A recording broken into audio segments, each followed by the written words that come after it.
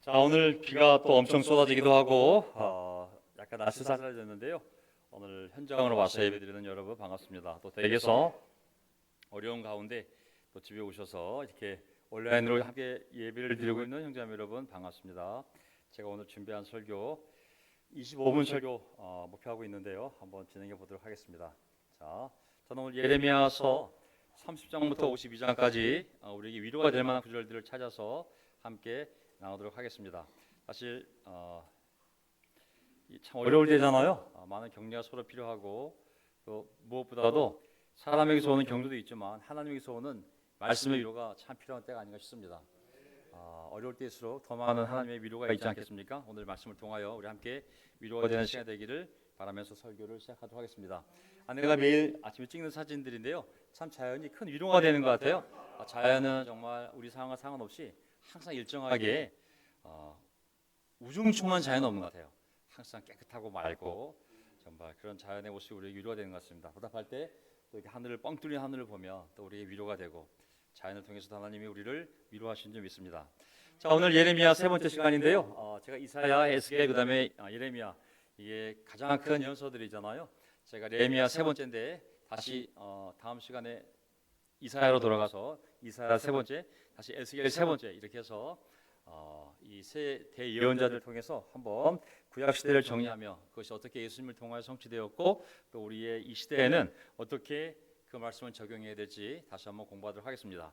자, 오늘 저의 큰 줄기를 보면 결국은 하나님이 의인과 악인을 다 심판하기 때문에 악인들을 반드시 멸망당하도록 하나님이 인도하시고, 하지만 어려운 가운데 속에서도 고난 가운데 속에서도 믿음을 지킨 자들에 대해서는 반드시 구원하셔서 번영시킨다는 것이 하나님의 약속 아니겠습니까? 그래서 저는 첫 번째 포인트가 뭐냐면 감사와 기쁨의 미래입니다. 우리의 미래는 감사와 기쁨으로 이미 픽스 되어 있는 줄 믿습니다. 아멘. 그걸 믿고 가는 게 신앙이잖아요. 이게 하나님의 자녀의 특권 아니겠습니까? 그래서 아무리 어려워도 우리 미래는 이미 감사와 기쁨의 미래로 픽스되었다는 것을 믿으며 갔으면 좋겠어요.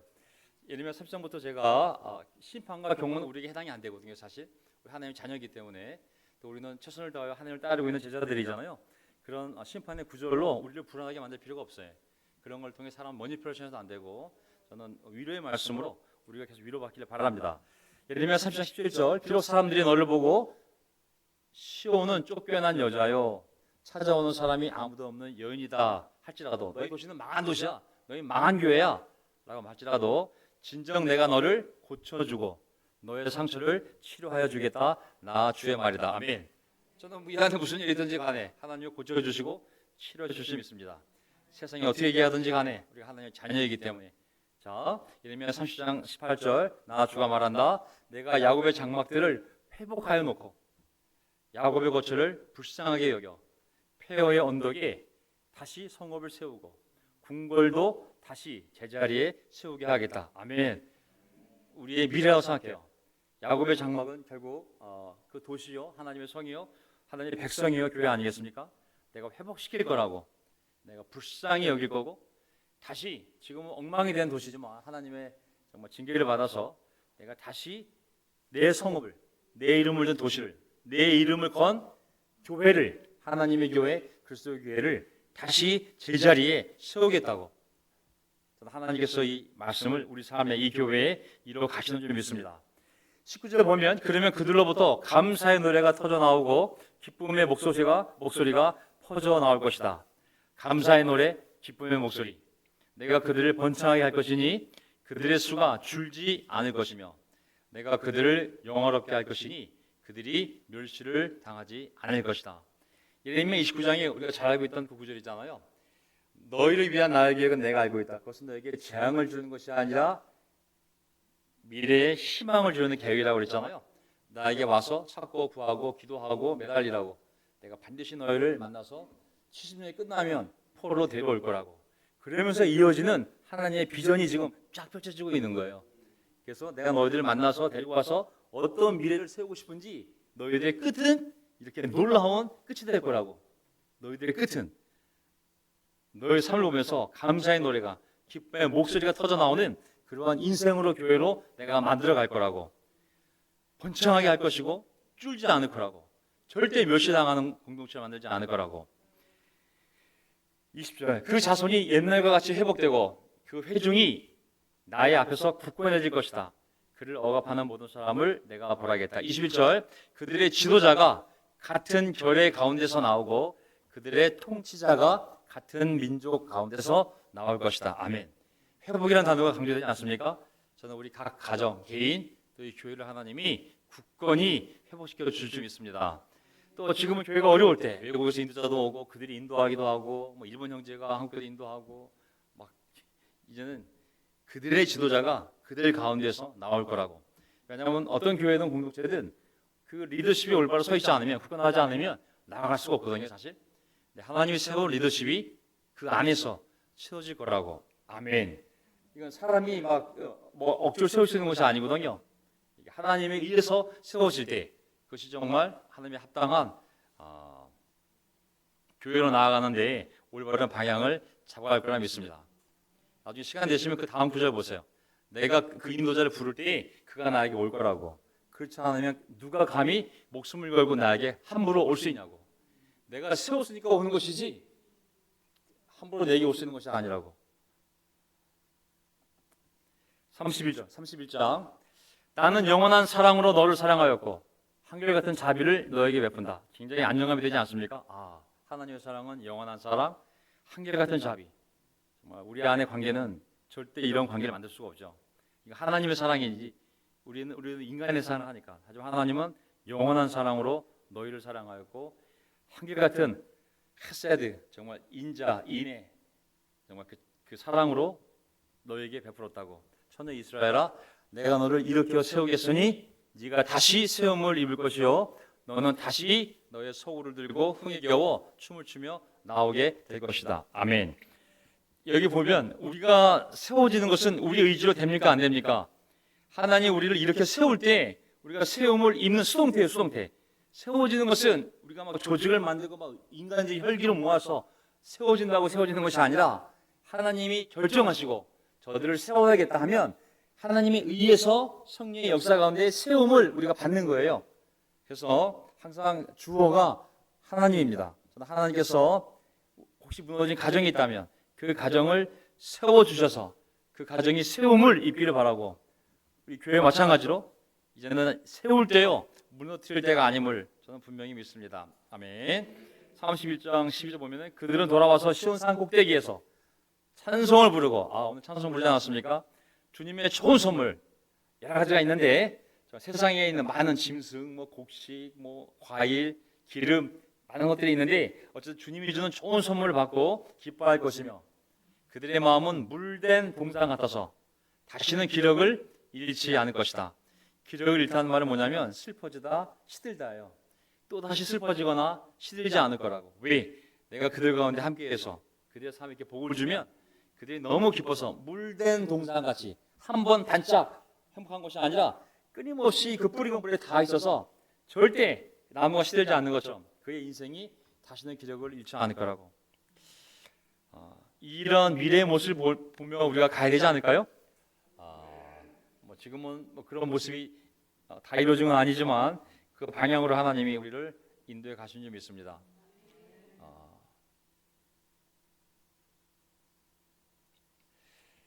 30절 13절 그때는 처녀가 춤을 추며 기뻐하고 젊은이와 노인들이 함께 즐거워할 것이다. 내가 그들의 슬픔을 기쁨으로 바꿔놓고 그들을 위로하여 주겠다. 그들이 근심에서 벗어나서 기뻐할 것이다. 아멘. 정말 하나님 세상의 저주를 하나님의 축복으로, 악을 선으로, 슬픔을 기쁨으로 바꾸시는 분은 하나님밖에 없잖아요. 하나님께서 우리의 삶을 이렇게 슬픔을 기쁨으로, 지금은 슬픔 한가운데 있다 할지라도 반드시 때가 되면 그 슬픔을 내가 기쁨으로 바꿔주겠다고. 지금은 근심 한가운데 있지만 내가 반드시 너희를 위로하여 그 근심이 기쁨이 되게 하겠다고. 아멘. 그 방법은 모르겠어요. 때도 모르겠고. 하지만 하나님이 우리 인생의 끝을 이렇게 만들어 가신다는 것은 약속이기 때문에 우리가 그 믿음 하나 가지고 현실의 어려움을 뚫고 나아가야 되는 줄 믿습니다. 아멘. 아직 줄여서 보시면 14절도 위로가 되거든요. 내가 제사장들도 기름진 것으로 풍족하게 해주고 내 백성들도 내가 아주 좋은 선물로 그들을 만족하게 하겠다고. 모든 사람을 이들을 희생시켜서 이들을 기쁘게 하는 것이 아니라, 이들을 희생시켜서 뺏어서 이를 주는 것이 아니라, 이들은 이들대로 온 백성이, 제사장이 되었던 일반 백성이 되었던 하나님이 주는 선물로 그들 모두가 만족하게 될 거라고. 자, 25절. 나는 지친 사람들에게 새 힘을 주고 굶주려서 허약해진 사람들을 배불리 먹이겠다. 그때 백성은 잠에서 깨어나 눈을 떠보니 나에게 아주 단잠이었다 하고 말할 것이다. 70년이라는 그 세월도 금방 지나가서, 야, 우리가 언제 거기 70년 동안 포로가 있었냐, 이렇게 좋은 세월인데 하나도 기억이 안 나. 잠깐 꿈꾼 거 아니야 그거? 라는 시간일 거라고. 뭐 우리 교회도 어려운 시간들이 있었지만 우리가 다시 우리의 믿음과 순종을 회복해서 하나님이 인도하시는, 하나님이 원하시는 교회로 되어갈 때 언젠가 이런 어려웠던 시간들도, 야, 잠에서 깨어보니 정말 아주 단잠이었다. 그 통해 많이 배웠고 정말 힘든 시간이었지만 많이 깨달았고, 정말 지금은 너무 좋은 세상이 왔어. 야, 그 꿈꾼 거 아니야 우리가? 라고 할 정도로 하나님의 놀라운 변화를 우리 가운데 만들어 가주시기를 기도합니다. 아멘. 그래서 28절 계속 격려해요. 이제 이 격려의 메시지가 많지가 않아요 사실은. 그래서 그 메시지만 제가 다 뽑아온 거예요. 30장부터 52장까지 제가 다 읽으면서 정말 우리에게 위로가 될 수 있는 메시지를 제가 일부러 간추려 온 겁니다. 28절. 내가 전에 그들을 뽑아내고 부수고 무너뜨리고 멸망시키고 재앙에 빠뜨리려고 감시를 늦추지 않았으나 이제는 내가 그들을 세우고 심으려고 감시를 늦추지 않겠다. 나 주의 말이다. 아멘. 저는 더 이상 이제 교회에서 뽑아내고 부수고 무너뜨리고 멸망시키고 재앙에 빠뜨리는 일을 하나님 멈추시고 이제는 그들을 세우고 심으려고 열심으로 이 교회를 세워가시는 하나님의 모습을 볼 수 있기를 간절히 바랍니다. 역대교회 역사적으로 보게 되면 제가 94년도 1월 3일날 세례 받았거든요. 그러면서 이제 29년 됐으니까, 그리고 제가 그 해에 세례 받은 그 해에 9월달에 9개월 영크찬이 이제 전임 사역자로 일종의 전도사 훈련자로 들어오게 되었죠. 전임 사역자로. 지난 29년을 뒤돌아보면 세울 때도 있었고 또 하나님이 정말 뽑고 부수고 무너뜨리고 우리를 어려움에 빠뜨리게 한 적도 있었거든요. 사실 최근까지도 교회 역사를 보게 되면 이 무드가 아니었을까. 하지만 이제는 내가 그들을 세우고 심으려고 감시를 늦추지 않겠다는 하나님의 그 뜻이 이 교회 안에서 이루기를 간절히 바랍니다.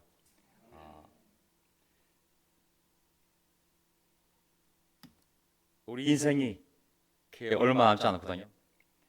1회 32장 39절. 그때 내가 그들에게 한 마음과 한 길을 주어 그들이 언제나 나를 경외하여 그들 자신뿐만 아니라 그들의 자손들까지도 길이 복을 받게 하겠다. 하나님의 복은 다음 세대로 넘어가잖아요. 선대까지. 그래서 내가 그들에게 한 마음과 한 삶, 한 길을 주어 그들이 하나님을 언제나 경외하여 그들 자신도 복을 받지만 그들의 자손들까지도, 그 사람을 통해 그의 부모까지도, 그의 동기들까지도, 그 다음 세대까지 복을 받게 하겠다. 하나님은 항상 다음 세대까지 바라보고 있잖아요. 우리 세대만이 아니라 그 복이 이어질 수 있도록 그 다음 세대를 하나님이 직접 준비시키겠다는 말씀이잖아요. 40절. 그때 내가 그들과 영원한 언약을 맺고 내가 그들에게서 영영 떠나지 않고 그들을 잘되게 할 것이며 그들의 마음속에 나를 경외하는 마음을 넣어주어서 그들이 나에게서 떠나가지 않게 하겠다. 우리 세대 아무리 잘 되어도 다음 세대 하나님을 떠나면 그 우리 말년이 얼마나 비참하겠습니까? 네? 우리가 아무리 하나님을 잘 믿었어도 다음 세대의 아이들이 하나님을 떠나서 죄 가운데 살면 우리의 말년이 얼마나 행복하지 않겠습니까? 네, 하나님의 약속은 뭐냐면 내가 그 다음 세대와도 영원한 언약을 맺고 내가 그들에게서 영향을 떠나지 않을 거며 그들이 잘 되게 해줄 거라고. 그러려면 뭐가 있어야 돼요? 하나님의 도우심이 있어야 되는데 그들의 마음속에 나를 경외하는 마음을 하나님이 넣어주어야 그들이 하나님을 경외할 수 있는 거예요. 우리는 인본주의에, 이 합리주의와 이성주의에 사로잡혀서 우리가 결정하고 우리가 믿고 우리가 회개하고 우리가 결심하고 우리가 세례받고 돼 있잖아요. 성경은 이게 다 수동태예요. 하나님의 주권으로 회개할 마음을 주어야 우리가 회개하는 거예요. 우리에게 믿을 만한 마음을 주셔야 우리가 하나님을 믿을 수 있는 거예요. 하나님을 경외할 마음을 우리에게 넣어 주셔야 우리가 하나님을 경외하는 거거든요. 그래서 이 모든 게 자비인 거예요.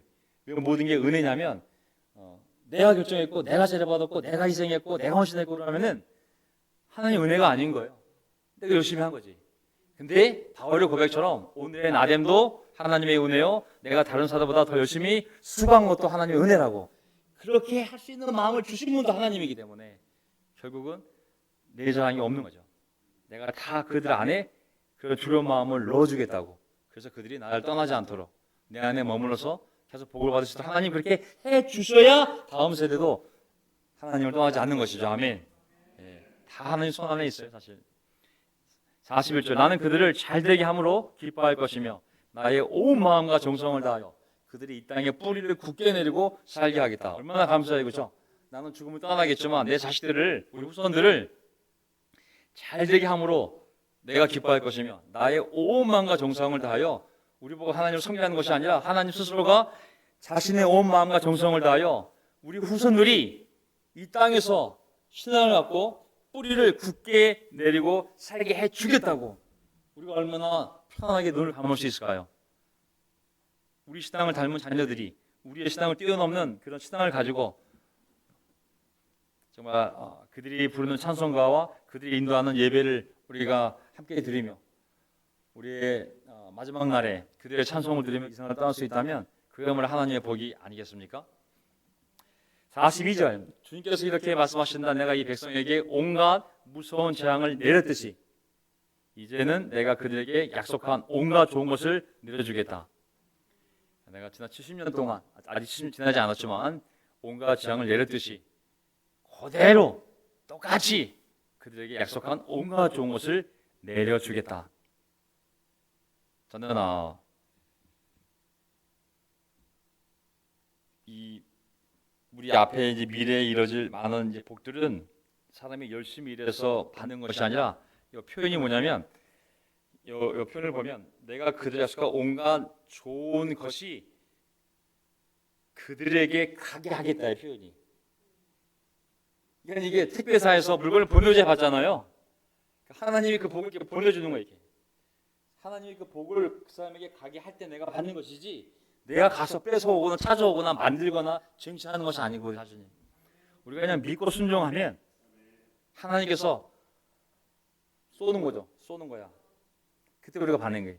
그래서 우리가 이거를 꼭 기억하시기 바랍니다. 두 번째, 모든 의인들의 보상. 모든 의인들의 보상. 이제 어려울 때 예레미야 보게 되면 거기에 거짓 예언자도 나오고 거짓 제사장도 나오고 악한 왕도 나오고, 하지만 그 가운데 양심을 지키며 말씀을 전한 예레미야 말씀을, 예레미야가 그 예언을 듣고 말하면 그것을 받아 적었던 서기관 바룩이 있어요. 바룩과 예레미야의 콜라보거든요. 콜라보. 근데 그리고 또 어려울 때마다 예레미야를 도왔던 의인이 있었어요. 그들은 어떻게 됐을까요? 포로로 끌려갈 때 그냥 다 끌려갔을까요? 그렇지 않거든요. 하나님이 어려울 때 의롭게 산 사람들을 다 보셨다가 때가 되면 다 그들에게 보상을 주십니다. 우리가 그 확신이 있어야 이 길을 갈 수 있어요. 아멘. 그렇지 않으면 들리는 수많은 소문들, 뭐 사람들의 눈치 이런 것 때문에, 그들의 비난 때문에 신앙생활을 할 수가 없어요. 하나님만 바라보고 하나님은 아신다. 나는 이 길을 간다. 아멘. 자, 예레미야 39장을 보게 되면 이제 예레미야 어때? 예레미야.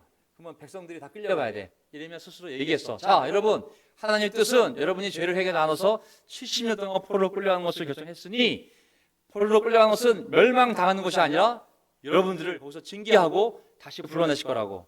그때까지 싸우지 말고 포로로 끌려가서 거기 있으라고. 싸우지도 말고 이집트로 도망가지도 말고. 왜? 이집트 가봤자 하나님 이집트 심판할 거기 때문에 좀 있으면 거기 가도 망한다고. 그냥 포로로 끝나가라고. 이걸 예언했잖아요. 그럼 예레미야는 어떻게 됐을까요? 멸망당하여 도시가 무너져서 끌려갈 때 39장 11절, 바빌로니아 왕 느부갓네살은 그 근위대장 느부사라단에게 예레미야의 처우를 두고 이렇게 명령하였다. 왕과 신하 제사장 다 끌고 가서 거기에 있는 그 중간 계급 이상의 엘리트들 전부 끌고 갔을 때 예레미야도 끌려가야 되잖아요. 근데 느부갓네살 왕이 직접 현지 책임자에게 뭐라고 그랬냐면 12절, 너는 그를 데려다가 잘 보살펴 주어라. 너는 그를 조금 데치지 말고 오직 그가 너에게 요구하는 대로 그에게 해주어라. 그래서 예레미야는 백성과 함께 살 수가 있었다. 다 끌려갈 때 예레미야는 살아남았어요. 왜? 왕이 하나님의 섭리에 의해서 예레미야를 알게 되었고 예레미야를 살려주라고 그랬어요. 뿐만 아니라 그가 원하는 대로 다 해주라고 그랬어요. 그래서 개겼던 제사장 예언자들은 다 죽임을 당했는데 예레미야 살아남았어요. 포로로 끌려가지도 않고 백성들과 함께 남아있게 하신 거예요, 하나님이. 그래서 어려운 시절 하나님 앞에 신실했던 자들을 모두 하나님이 구원하십니다. 아멘. 이게 동시에 일어나요, 동시에. 악인을 심판할 때 의인을 구원하시는 거예요. 의인을 구원할 때 악인을 심판, 따라떨리는 것이 아니라 심판할 때 의인을 구원하시는 거예요. 이 지구의 종말도 마찬가지입니다. 심판과 구원이 동시에 일어나는 거예요. 또 어떤 사람이 있을까요? 이 사람이 있어요. 이 사람이 누구냐면 에티오피아 사람 가운데 그 당시에 이 고위 관료로서 유대에 와서 있던 신하가 있었는데 그 사람이 어떤 일을 했냐면 예레미야가 뜰에 갇혀서 이제 그 우물에 던져졌기 때문에 그 밑에 바닥에 진흙이 없고 먹을 게 아무것도 없었거든요. 물도 없고 죽으라고 던진 거야 거기다가.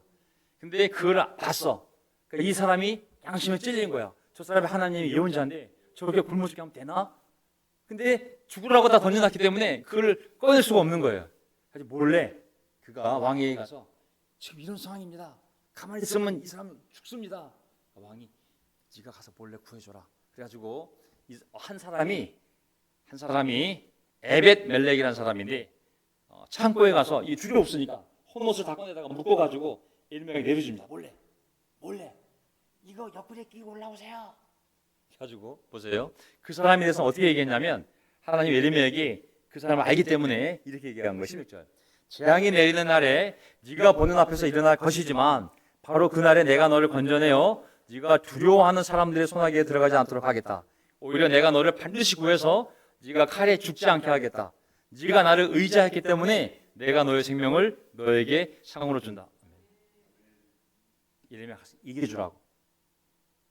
너를 구해준 에벤멜렉에 가서 하나님이 직접 얘기했다고 전해주라고. 내가 다 봤다고. 내 종을 구해주는 모습을. 네가 목숨 걸고 내 종을 지켜줬지 나도 너의 목숨을 지켜주겠다고. 왜? 네가 나를 의지하고 그런 선한 일을 했으므로 내가 너의 생명을 너에게 상으로 주겠다고. 이 말이 없었으면 이 사람은 다 끌려 죽을 사람이에요. 바벨론 끌려서 다 죽을 사람들이 그 수백 킬로 끌려가서 하나님이 이를 구원해 준 거예요. 하나님이 의인들의 행위를 다 기억하세요. 또 한 사람이 있어요. 누구냐면 바로 바룩이에요. 바룩이 예레미야와 함께 수십 년을 그런 어려운 예언을 할 때 다 받아 적어서 사람들에게 전한 사람이잖아요. 굉장히 힘든 인생을 예레미야와 함께 살았어요. 어느 날 그의 입에서 어떤 얘기가 나왔냐면 혼자 내가 옛날에 했던 설교이기 때문에 몇 달 전에 했던 설교이기 때문에 제가 본문을 올리지 않고 그냥 여기 내가 읽으려고 갖고 왔는데 언니가 자기 혼잣말로 바룩이 너무 삶이 힘드니까 아이고 하나님께서 나의 고통에 슬픔을 더하셨으니 나는 이제 꼼짝없이 죽게 되었구나 이런 독백을 했어요. 어느 날 이 바룩이 너무 힘드니까 자기도 모르게 입에서 그냥 아이고 이렇게 힘들 때 하나님 나보고 죽으라 하시는구나 이제는 꼼짝없이 죽게 되었네 자기도 모르게 그런 말 했는데 하나님이 그 고백을 들었어요.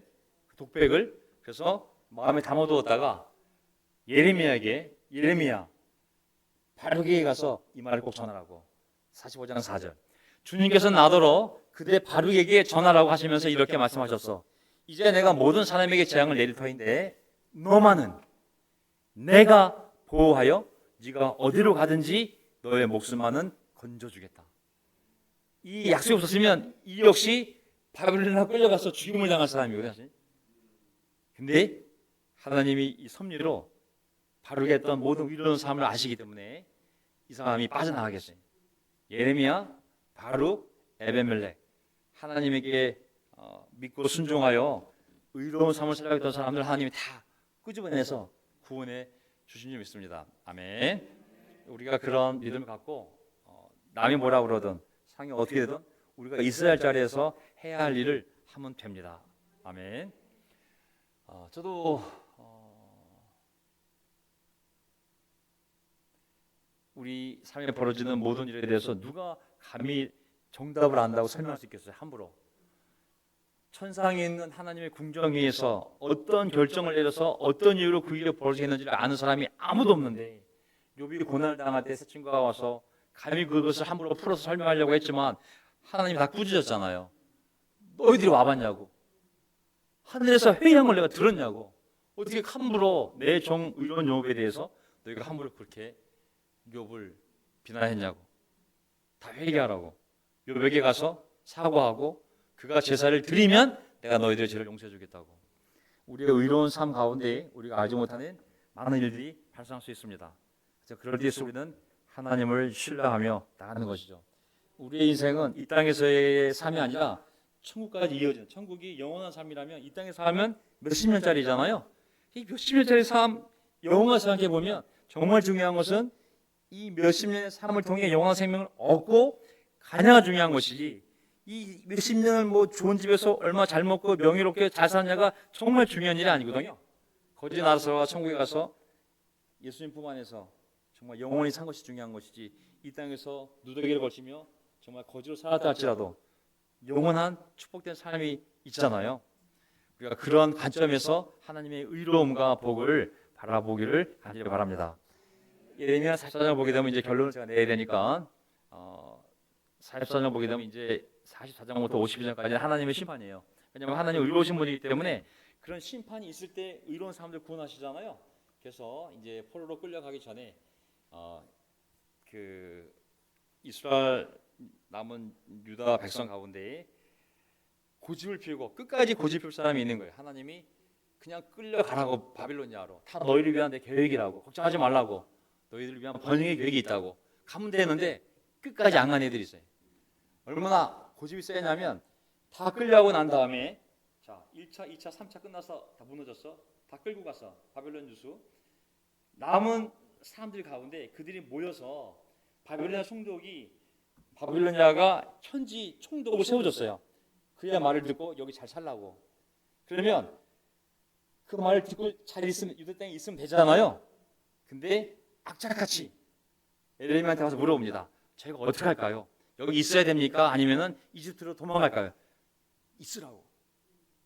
저는 그러면 못 믿겠으니까 하나님께 기도해 주세요.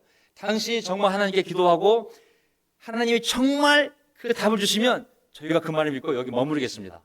그래서 예레미야가 하나님께 가거든요. 하나님이 다시 말씀해 주세요. 저기 있으라고. 이집트 가지 말라고. 가봤자 너희들 죽는다고. 왜? 내가 좀 있으면 그 누구 왕을 칠 거기 때문에 있으라고. 그냥 있으라고. 알려줍니다. 예레미야가. 내가 기도했더니 하나님이 응답이 왔어. 그냥 있으래. 어떻게 했을까 백성들이? 너 못 믿겠다. 이집트 다 됐고 지들이 부탁해서 답이 나왔어도 불구하고, 들었어도 불구하고 자기가 원하는 답이 안 나오니까 아니라 그러고 이집트로 가요. 그 예언이, 이 말씀은 주님께서 이집트 땅에 간 모든 유다 사람들에게 전하라고 예레미야에게 하신 말씀입니다. 무슨 내용이 있겠어요? 다 죽었다. 다 죽었다. 너희는 다 죽었다는 거예요. 그 다음에 아이고야,